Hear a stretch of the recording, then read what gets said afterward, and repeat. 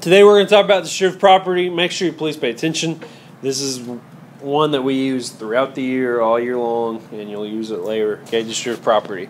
For any numbers, A, B, and C, if you have something like this, where A times B plus C, what you can do is you can distribute A, and what that means is taking A and times it by B, putting a plus sign there, and taking A times C.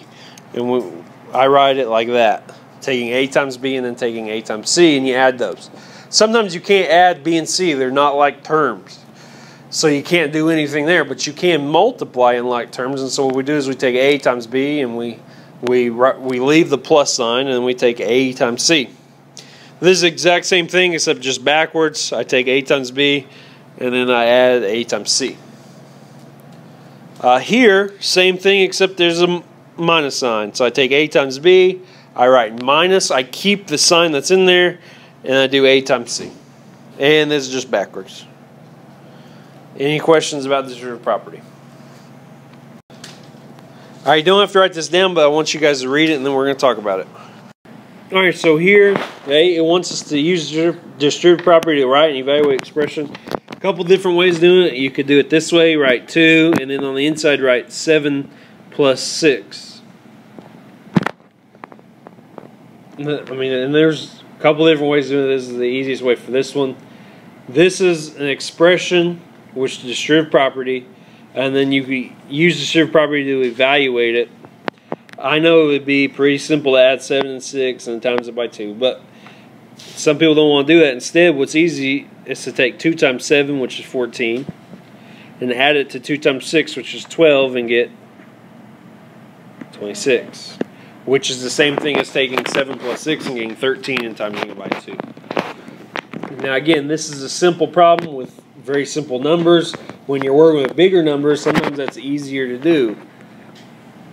Let's say you had to take 2 times 136. Right? That's a big number. Well, here's what I do.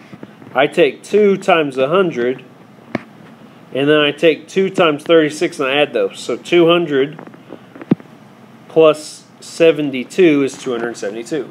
That's how I do it in my mind. Right? Distributive property allows me to break that up into two numbers that I know what 2 times them are, and then add them together. Any questions? Alright, so write all of these down.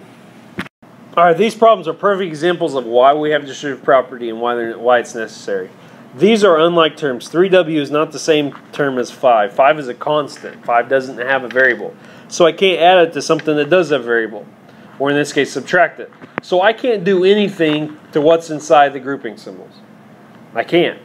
So instead what I do is I use distributive property to now work out and do as much as I possibly can, which I can take a constant times a variable, but I can't add them. So I can take 7 times 3w and get what?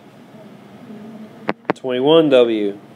The variable doesn't change. The w stays the same. All we do is change the number in front. Minus, so the sign stays the same, and I take 7 times 5, which was 7 times 5? 35. Alright? Any questions? I can't do anything else because these are not like terms, but I've simplified as much as possible. I've worked out every possible operation. This is the same thing. I take 4 times that, 4 times that, and 4 times that. I do that because this 6v squared is not the same thing as v. They don't have the exact same variable. This is v squared, that's v. I can't add these. And I can't subtract v and 3 because they don't have the same variable. They're not like terms either. So the only thing I could possibly do is times everything by 4. So I get 24v squared. My variable doesn't change. Just the numbers in front. I take 4 times v and get 4v. And I leave that sign, the minus sign, I take 3 times 4, I get 12. I have done every possible operation I can. I can't add or subtract anything else, so I'm done. Alright, something else your homework is going to do is ask you to combine like terms. You can only combine like terms if they're like terms, meaning they have to have the exact same variable. That has a u and that has a u. So that means they're like terms. So what I do is I add or subtract the numbers in front, which in this case would be add. So 17 plus 25 would be what? 42, right? 42u. And that's all I do to that. The variable doesn't change, only the numbers in front. How would add those? Any questions? Alright, it says write an algebraic expression and simplify the expression. So you're going to write it out and then simplify. Twice the difference. So twice means times it by 2, and it says the difference. So what I'm going to do is I'm going to find the answer to the subtraction problem first, and then times it by 2. The difference is a subtraction problem.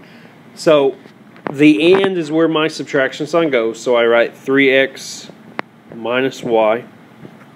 It's increased by, which we know is an addition problem, by 5 times the sum. So 5 and then parentheses, and then we're going to take the sum, which is an addition problem, of x into y. So that's my algebraic expression. Any questions on how we did that? And then we simplify, so we do every possible operation. Well, the first thing we have to do is distribute. So 2 times 3x is 6x. 2 times negative y is negative 2y. 5 times x is 5x. 5 times 2y is 10y. Now, what I like to do, okay, just to keep it simplified, is to underline like terms, or maybe put a symbol around like terms. I've got one line for the x's that are like terms. I've got 2 lines for the y's. Sometimes you can put boxes around, you can put circles on them. Just make sure that you know these are like terms of each other. Now I can reorder it. If you need to, we can reorder it to where like terms are together. That's what the book's going to say to do. I don't care if you do this step or not. If you can work it out without doing that step, I'm fine with. If you need the step, go for it. Now I add my like terms. 6x plus 5x is 11x. Negative 2y plus 10y is positive 8y. There's nothing else I can do because these are not like terms. So this is simplified. All right, here's your homework.